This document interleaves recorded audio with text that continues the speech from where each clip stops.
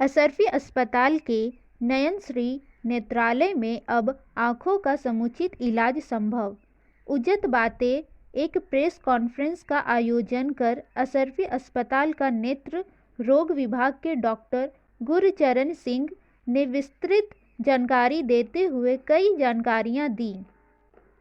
Doctor Gurcharan Singh अपने प्रख्यात शिशु एवं न्यूरो नेत्र रोग विशेषज्ञों के लिए जाने जाते हैं।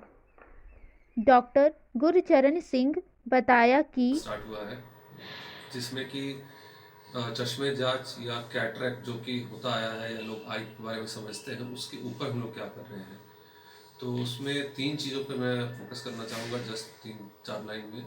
एक है न्यूरो ऑफ्थेल्मोलॉजी, और दूसरा है पीडियाट्रिक ऑफ्थेल्मोलॉजी, तीसरा है कॉम्प्रिहेंसिव आई एग्जामिनेशन।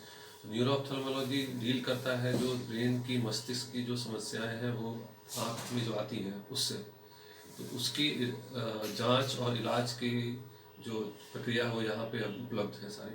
तो उसके लिए पेशेंट्स पहले बाहर जाते थे यहाँ से, बड़े शहरों में यहाँ से, तो अब वो जाने की ज़रूरत नहीं है, यहाँ आ भी रहे हैं पेशेंट।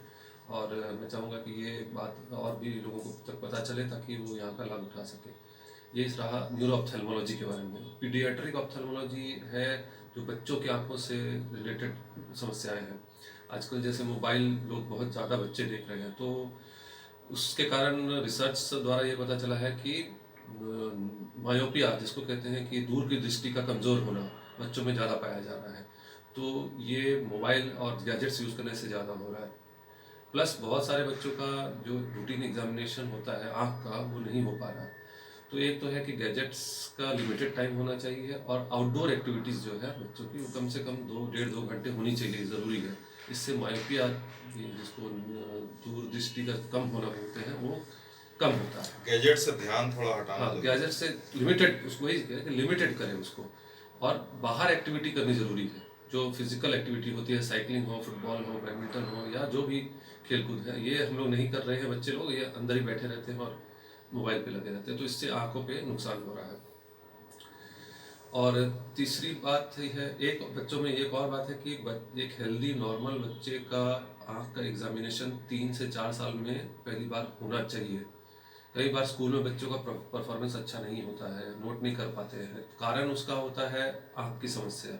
और पेरेंट्स समझते हैं कि बच्चों का मन पढ़ाई में नहीं, ध्यान नहीं है। तो 3-4 साल में एक बार बच्चे का आई एग्जामिनेशन पूरा हो जाना चाहिए। फर्दर जैसा रहा, जो डॉक्टर सलाह देते हैं उस हिसाब से होना चाहिए। थर्ड जो बात है कॉम्प्रिहेंसिव आई एग्जामिनेशन की, ये जो भी 40 साल के ऊपर है, या जो डायबिटिक है, जिनको डायबिटीज़ है, या जो जिनके घर में किसी को काला मोतिया या ग्लोकोमा जिसको बोलते हैं वो है, या जो टीबी की दवाइयाँ खा रहे हैं, उस सब चीज़ का असर होता है आँखों पर। तो इनको कॉम्प्रिहेंसिव आई एग्जामिनेशन जरूर कराना चाहिए, जिसके अंतर्गत आँख के प्रेशर का जांच होता है।